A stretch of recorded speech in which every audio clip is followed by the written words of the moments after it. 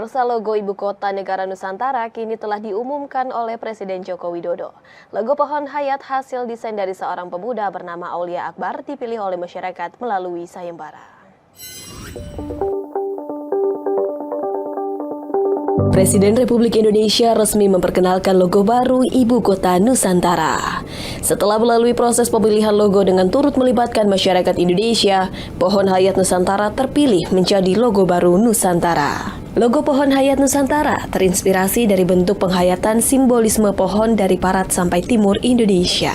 Sumber kehidupan sekaligus kekayaan hayati yang melimpah di ekologi kita. Simbol dasar yang tumbuh dari 5 akar ideologi bangsa Pancasila tumbuh mengalir menjadi 7 batang gugus pulau besar di Indonesia. Sebagaimana kita sebagai masyarakat maritim dengan wawasan Nusantaranya melihat laut dan alur sungai sebagai penghubung yang lalu terhubung dalam satu lingkungan utuh yang menumbuhkan 17 kembang mekar sebagai simbolisasi kemerdekaan abadi. Melalui logo ini, pohon hayat Nusantara merepresentasikan visinya sebagai kota dunia untuk semua. Serta Nusantara yang menjadi sumber kehidupan juga rumah bagi berbagai keanekaragaman hayati di dalamnya. Pada peluncuran tersebut, Presiden menyampaikan logo baru ini akan menjadi identitas visual bagi IKN yang diyakini mampu meningkatkan kesadaran masyarakat untuk menjaga alam juga lingkungan beserta ekosistemnya.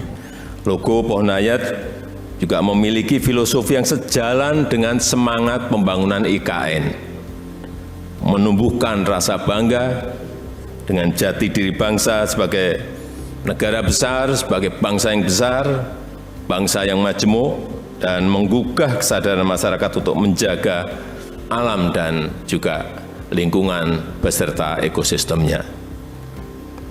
Dan juga memperkuat ikhtiar usaha kita bersama untuk berkontribusi bagi percepatan pembangunan Ibu Kota Nusantara kita, Ibu Kota masa depan Indonesia. Dan dengan mengucap Bismillahirrahmanirrahim, pada sore hari ini saya luncurkan logo Ibu Kota Negara Nusantara. Terima kasih. Wassalamualaikum warahmatullahi wabarakatuh.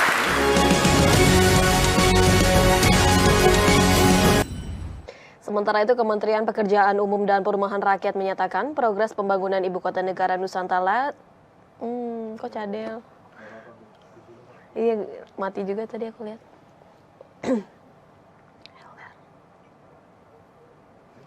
Kementerian Pekerjaan Umum dan Perumahan Rakyat menyatakan progres pembangunan Ibu Kota Negara Nusantara telah mencapai 27%.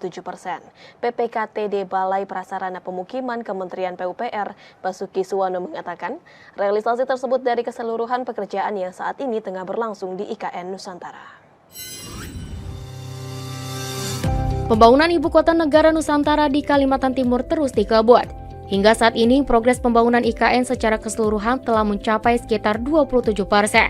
Pejabat pembuat komitmen tanggap darurat Balai Prasarana Permukiman Wilayah Kalimantan Timur, Kementerian PUPR Basuki Suwono mengatakan, pembangunan Ibu Kota Negara Nusantara di Kalimantan, khususnya untuk paket pekerjaan Istana Kepresidenan, sudah mencapai 15%. Meski baru mencapai 15%, target pemerintah yang akan menggunakan IKN sebagai lokasi upacara Hari Ulang Tahun Republik Indonesia pada 17 Agustus 2024 akan tercapai. Iya, seperti kita ketahui kan target kita 2024, Agustus 2024 Bapak Presiden melakukan upacara di Istana sini kan. Jadi sekarang masih on schedule, jadi harapan kita bersama di Agustus 2024 lapangan upacara yang sedang kita bangun sekarang ini dan istana sudah bisa fungsional ya, bisa dipakai. IKN sendiri terbagi menjadi 3 luasan yang harus diselesaikan secara bertahap. Pertama, kawasan inti pusat pemerintahan seluas 6.700 hektar. Kedua, kawasan IKN seluas 56.000 hektar. Dan ketiga, yakni keseluruhan atau pengembangan IKN dengan luasan 256.000 hektar. Kita beralih ke informasi lainnya, pemirsa. Menpora Dito mengukuhkan dan melepas kontingen Indonesia ke ajang Asian Para Games ke-12 di Kamboja pada Juni mendatang. Dan Menpora menargetkan Indonesia dapat menjadi juara umum pada tahun ini.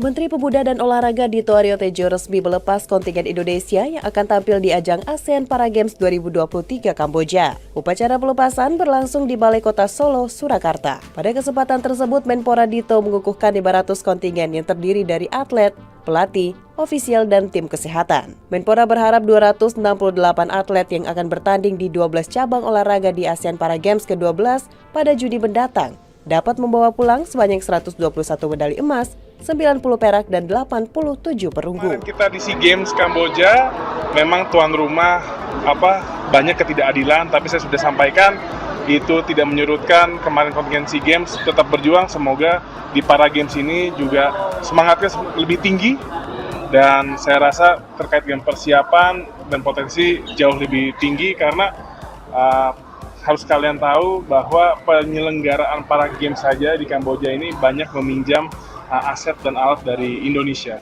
Di kesempatan yang sama, CDM kontingen Indonesia Andi Herman mengatakan tahun ini target yang ditetapkan lebih tinggi sebab di tahun sebelumnya kontingen Indonesia berhasil keluar sebagai juara umum.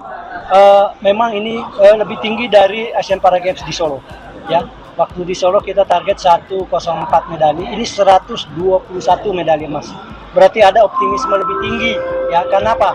Karena kita ingin mencetak sejarah baru untuk menjadi hat-trick juara umum. Menteri Pertanian Syahrul Yassin Limpo Pertanian meminta kepada gugus tugas untuk membantu para petani melakukan berbagai antisipasi dalam menghadapi El Nino. Mentan juga mendorong para petani Indonesia untuk mempersiapkan ketersediaan penampungan air hingga metode pemupukan berimbang.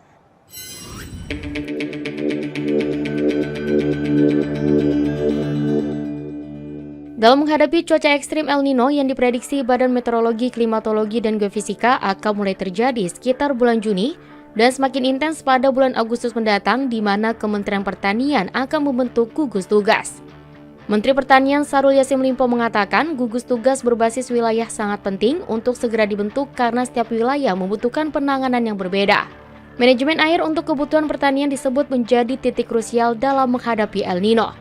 Oleh sebab itu, Mentan Syahrul meminta setiap daerah untuk menampung air sehingga pada saat El Nino terjadi, ketersediaan untuk menanam bisa tercukupi.